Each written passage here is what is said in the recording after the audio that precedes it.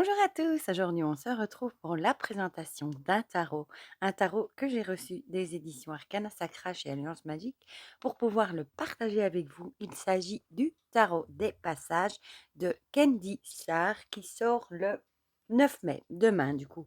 Donc c'est un tarot très original hein, en noir et blanc avec des touches de doré. Donc on n'a que 3 couleurs. Donc vous voyez la boîte, un petit serpent. Elle est toute décorée, hein, toute jolie. Voilà, et on va lire ensemble du coup ce qui est écrit au dos. D'ombre et de mystère, ce tarot vous mènera sur les chemins de l'introspection. Il symbolise les nombreux passages auxquels nous sommes confrontés dans notre vie pour nous élever. Brut et instinctif, ce jeu est un pont qui vous guide sur l'autre rive, celle de la connaissance profonde de soi. Ce tarot, au style incomparable de type Rider-Waite et son livret d'accompagnement, vous mène dans la quête fascinante de vous-même à la découverte de votre lumière. Donc on a un tarot de 78 cartes et un livre en couleur de 121 pages. Ici on a quelques idées d'illustration et il est au prix de 24 €. Donc il arrive dans un petit coffret, hein, pour ceux qui ont mis sous ma vidéo précédente, sous l'oracle Les messages des étoiles, que vous étiez content qu'il n'y avait plus les grands coffrets. Eh bien non, il y a toujours les grands coffrets. Celui-ci et le message des étoiles étaient déjà prévus dans ce format-là, hein. Dans le catalogue, ils étaient déjà repris comme ça. Par contre, je ne sais pas si ce serait une bonne nouvelle pour tout le monde, mais justement, dans les grands coffrets, j'ai vu hier un commentaire où ils expliquaient qui aura encore les grands coffrets comme pour le tarot Histoire de sorcière, mais ils ont fait le choix de supprimer la boîte cloche qui était dans le grand coffret, justement pour pouvoir garder la qualité au niveau des cartes et tout ça. Voilà. Donc, ceux qui n'aiment pas les grands coffrets, vous allez peut-être moins être contents parce qu'il y aura toujours le grand coffret, mais il n'y aura plus la petite boîte dedans. Donc, vous ne pourrez plus enlever la grande boîte et garder la petite. Voilà. Bon, moi, perso, j'aimais bien les deux, moi. Mais bon, tant pis, c'est pas grave. Voilà. Donc, on va l'ouvrir ensemble. Tudum. À l'intérieur, on a un beau croissant de lune. C'est un jeu que j'attendais aussi avec impatience, hein, depuis que j'avais vu qu'il allait sortir. On retrouve le précipice du fou. On a toujours un petit ruban pour sortir les cartes. Et à l'intérieur, on a ceci. Donc ça, ils ont gardé, hein, comme pour le messager des étoiles, les décorations dans les boîtes. Et ça, c'est trop, trop chouette. On va commencer par regarder le livret. Tout en couleur sur du papier glacé. Voilà. Donc, on a un petit mot à propos de l'auteur, Candy Sarr, artiste passionné par les mondes de l'art, de la musique et des sciences cachées. Vous avez ici son Instagram. On a le sommaire avec le passage, le petit guide d'utilisation, quelques tirages et puis les majeurs, les mineurs et les remerciements. Je vais juste vous lire ici le passage parce que je trouve ça très joli et ça explique un petit peu l'âme du jeu également. Vous voici en train de lire les premières lignes du passage vers un univers très particulier. Un univers tout en noir et blanc dans lequel vous suivrez les aventures de petits personnages qui arpentent les chemins parfois sinueux, parfois lisses, parfois pentus ou même très raides de la vie. Vous êtes possiblement vous-même ces petits personnages. Vous êtes possiblement en train d'entamer un chemin, un passage vers la fragmentation de votre être le plus profond. Vous êtes possiblement au début, au milieu ou même vers la fin de ce chemin. Quoi qu'il en soit, votre regard a été attiré par le tarot des passages. Maintenant qu'il est là, dans votre nid, sur votre autel ou sur votre table de cuisine, qu'allez-vous en faire? Avant d'aller plus loin, fermez les yeux. Imaginez-vous en plein mois de novembre. Il fait froid et un peu pluvieux. Voilà, on peut s'imaginer en Belgique pour le moment. Je rigole. Les arbres ont leur parure d'automne et le temps dehors ne se prête pas tellement à l'élaboration de projets faramineux. Vous êtes à l'intérieur et vous regardez dehors. Votre enfant intérieur est là et il vous amène, depuis quelques semaines, à vous poser des questions, parfois rugueuses, parfois douloureuses. Asseyez-vous confortablement sur votre canapé, dans votre fauteuil préféré ou à n'importe quel endroit qui, en cette période souvent sombre, vous permet de vous sentir bien. Une bougie, un thé, votre animal de compagnie ou bien votre album de musique préféré, qu'importe, il est temps d'ouvrir la porte du tarot des passages. Bienvenue à vous et bon voyage. Voilà, je trouve ça très joli. Alors, on a petit guide d'utilisation, prendre contact. Ici, ce sont des petits conseils pour apprendre à faire connaissance avec son jeu. Puis, on a quelques tirages. Bon, elle vous explique qu'il en existe une multitude que vous pourrez trouver dans les livres sur le net. C'est vrai que maintenant, des livres, on en a tout plein pour notre plus grand bonheur avec des idées de tirage, hein. Mais il y a ceux-ci qui sont spécifiques. Du coup, on a le tirage du chemin en 6 cartes, du coup. Ici, elle vous explique, hein, la première, une fragmentation qui m'empêche d'avancer. La deuxième porte l'origine possible de cette fragmentation. La troisième, ce qui risque d'alourdir mes pas. La 4, quelque chose dont je peux me délester afin d'avancer le pas plus léger. La 5, mes atouts sur le chemin. Et la 6, ce qui m'attend au bout du chemin. On a évidemment le passé, présent, futur en 3 cartes et le tirage en croix en 5 cartes qui sont assez classiques. Évidemment, on peut aussi faire le tirage du jour en une carte pour apprendre justement à connaître son tarot. Voilà. Puis on passe au majeur. Donc on a l'illustration ici en couleur en pleine page, enfin en couleur, en noir et blanc et en doré. Vu qu'il n'y a pas de couleur, on se comprend bien, hein. On a son nom. C'est marrant parce qu'ils disent que c'est un Rider-Waite et c'est le mât comme dans le Marseille. Du coup, on a quelques mots-clés et alors l'explication pour le fou. Voilà. Et on a ça du coup pour toutes les illustrations. Et je vais juste vous montrer ici, on a les arcanes mineurs. J'aime trop cette illustration. Je la trouve très spéciale, mais je l'aime beaucoup quand même. En fait, ce sont vraiment des petits bonhommes. Ça fait un petit côté féerie aussi. Donc, si on n'a pas l'illustration, mais elle est reprise ici. Vous voyez en fond, derrière le texte, on a le titre, les mots-clés et la petite explication. Et toutes les bordures sont noires, comme ça, des pages très jolies. Et on va quand même aller voir, ici, on a les remerciements, le grand livre, le grand guide du tarot de Lisdine que j'aime beaucoup, beaucoup, mais je pense que pour le moment, il est plus édité, mais je suppose qu'ils vont le réimprimer vu le succès qu'il a eu. Je vous l'avais présenté aussi, le tour du tarot en 78 jours, j'aime beaucoup aussi. Celui-ci, je vous l'ai présenté aussi si jamais, hein. Et celui-ci, mon manuel de tarologie que j'attends depuis des mois et des mois. Il a été repoussé, repoussé, repoussé, donc j'espère qu'il va plus tarder à sortir celui-ci. Voilà, donc ça c'est pour le livret. On tirera une carte après et je vous lirai le message qu'il y a dans le livret. Voilà. Alors, on a toujours cette petite carte avec, pour dire que si vous avez un souci au jeu, vous pouvez leur écrire. Moi, je dis toujours c'est un marque-page. Ici, c'est comique, ça me fait penser à un œuf au plat, moi. Bon, c'est sûrement pas ça du tout, hein. Le dos est très épuré, hein, blanc avec juste ça ici. La qualité est top. Le format est spécial aussi, j'avoue. C'est un format tarot, mais beaucoup plus large, en fait. Voilà, donc elles sont plus grandes. Les tranches, comme d'habitude chez Arcana Sacra, sont blanches, neutres, hein, avec ce dos épuré. Je crois plutôt que ça doit être le soleil ou la lune, avec mon œuf au plat. Et du coup, on retrouve ici, il y a une grande bordure blanche, hein. Ceux qui n'aiment pas les bordures, voilà. C'est vrai sans les bordures blanches, ça aurait peut-être été encore plus joli. Mais bon, j'aime beaucoup. Ici, regardez, le mât, on voit des cailloux qui tombent. Enfin, moi qui ai le vertige, je vous assure que c'est pas moi qui irais me mettre là au bord, hein. Donc, on a le mât. Il n'y a pas de numéro. Ah si, c'est vrai que le mât, il n'y a jamais de numéro. Le magicien, j'aime beaucoup. On a juste ici ces outils qui sont en doré.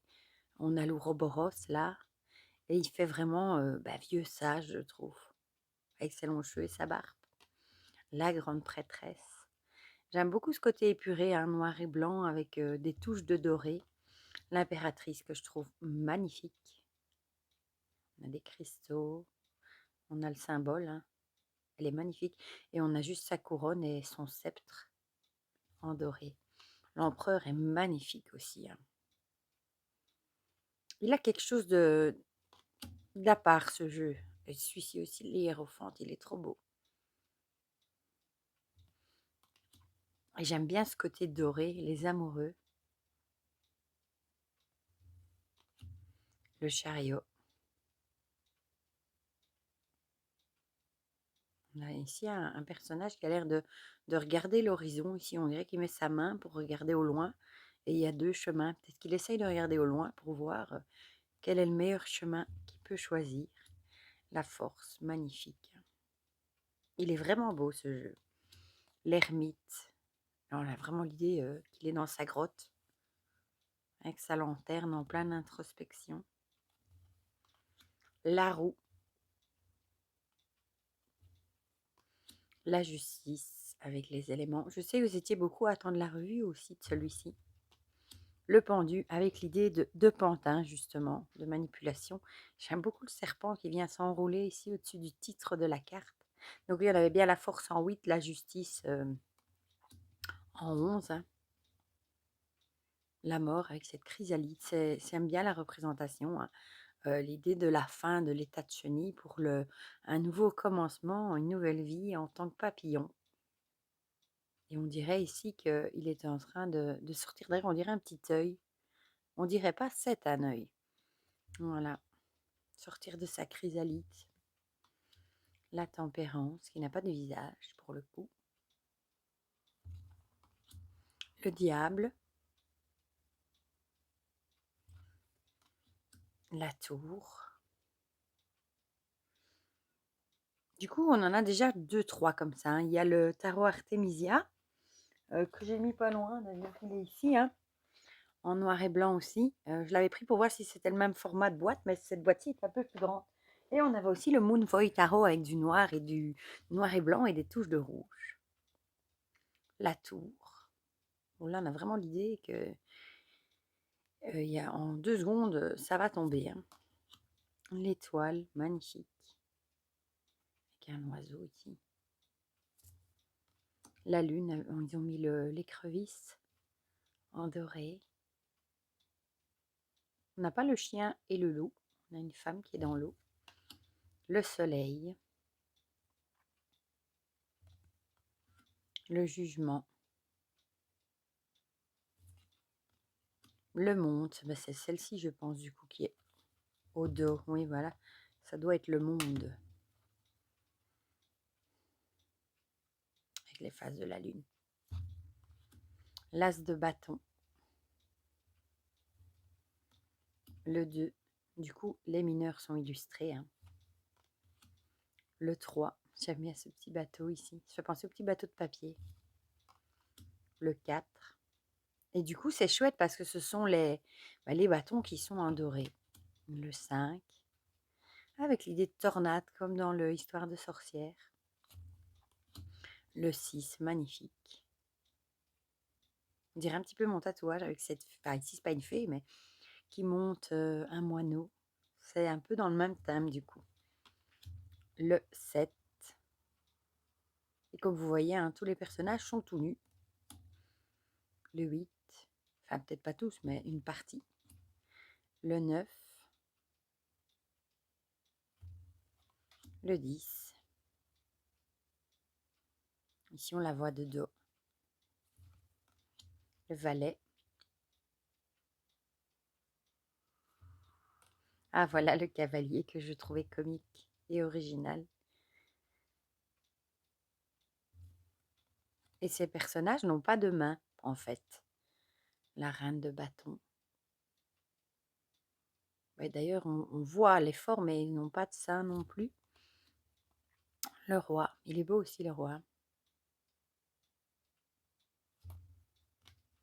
Puis on passe aux coupes avec l'as de coupe. C'est joli avec l'idée de récolter les gouttes des nuages. Le 2. Elle a un petit cœur en main. Le 3.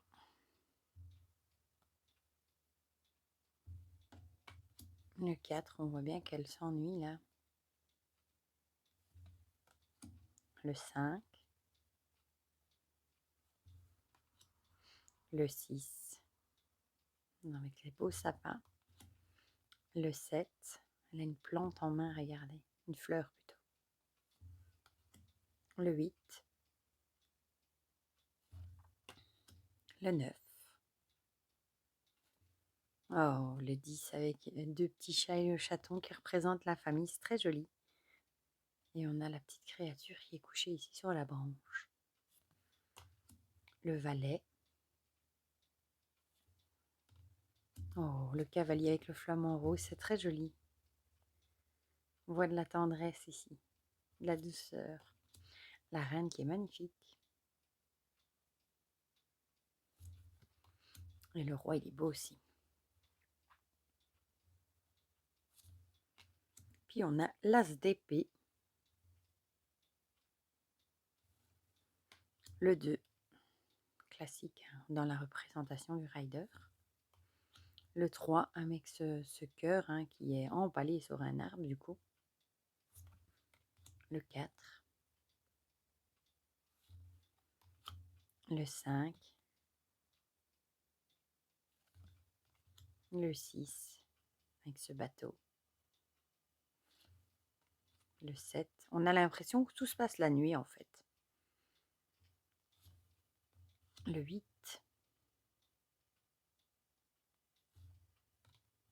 Le 9.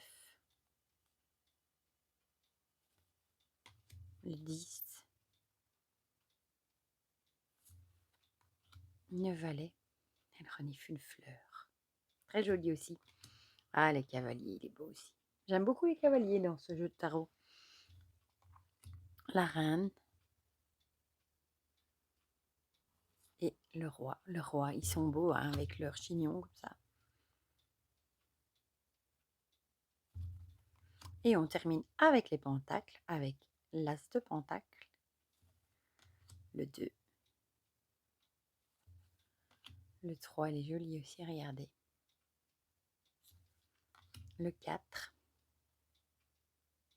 J'aime bien les visages, regardez.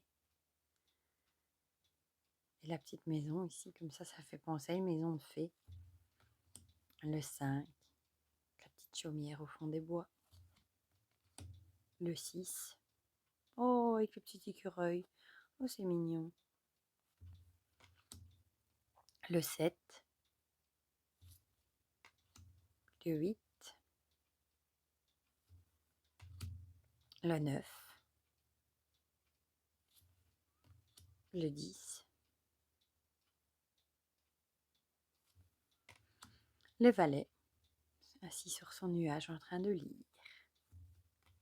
Ah, le cavalier, on dirait, c'est pas un héron ça je crois, peut-être. La reine, elle est trop jolie aussi. C'est bien parce qu'ils n'ont pas fait des corpulences toutes maigres. Ça c'est chouette aussi. Oh, et le roi, il est trop beau. Fait penser un peu au dieu Pan avec sa petite barbichette. Magnifique. Franchement, moi j'aime beaucoup. Ça change des tarots plein de couleurs. J'aime beaucoup le noir et blanc. Bon, par contre, ça prend un peu les traces de doigts. Ça, on va le mélanger. Et on va en tirer une et je vous lirai du coup ce qui est écrit dans le guidebook. Il se mélange bien. Youp. Je trouve vraiment joli. Bon, je sais que vous étiez plusieurs à l'attendre. Hop, hop, hop. On va voir s'il s'étale bien. Mais oui, je pense que oui. C'est comme parce qu'il y a une petite croix là au-dessus. Sur les cartes. Bon, on va prendre celle-ci. Youp. On va aller. Hop. Ah bah tiens, un cavalier. Je suis même pas étonnée. Le cavalier d'épée. Allez, on dirait un corbeau. Bon, du coup, comme il n'y a pas vraiment de numéro, hop, hop, hop. Enfin, vous allez me dire, ils sont classés par suite. Foncer, porter ses idées, être incisif. Fendant le ciel au-dessus de la forêt, le cavalier d'épée est un fonceur. Il est vif d'esprit et n'a que faire de la vie des autres. Il peut parfois sembler entêté du fait de son attitude directe et incisive. Le corbeau, sur lequel il s'est lancé dans cette énergie folle, symbolise des objets et des aspirations. Le message du cavalier d'épée est que le courage et la détermination avec lesquels vous défendez vos idées sont une excellente chose. Il est parfois dur de porter ses convictions à bout de bras, surtout si elles ne font pas l'unanimité. L'énergie obstinée de cette carte vous accompagnera dans ce cheminement. Voilà, voilà, un bien beau message que ce cavalier d'épée. Eh bien, franchement, moi, je le trouve très beau. J'aime bien ce côté blanc, noir et blanc avec des touches de doré pour mettre certains éléments en valeur. Bon, évidemment, je suis contente de retrouver la qualité dans les boîtes, dans les cartes, dans le livret qu'on a connu chez Arcana Sacra. Je suis vraiment contente qu'ils aient gardé ça. Du coup, dites-moi dans les commentaires, ce que vous en pensez, si vous avez craqué pour ce jeu, si vous l'attendez. Je vous rappelle qu'il sort demain, hein, le 9 mai. Si le message vous a parlé aussi, dites-moi tout ça dans les commentaires ou si au contraire c'est pas votre tasse de thé, peut-être le noir et blanc. Je pense à Dominique qui va sûrement me dire que c'est dommage pour les bordures blanches. Tu me diras dans les commentaires, hein, ma belle. Et pour le reste, mais je vous fais plein de gros bisous. Je dis encore un grand merci à Arcana Sacra pour m'avoir envoyé ce chouette tarot que j'attendais depuis longtemps. Et pour le reste, je vous fais plein de gros bisous et on se dit à très vite pour de prochaines vidéos avec le coucou. Bisous bisous.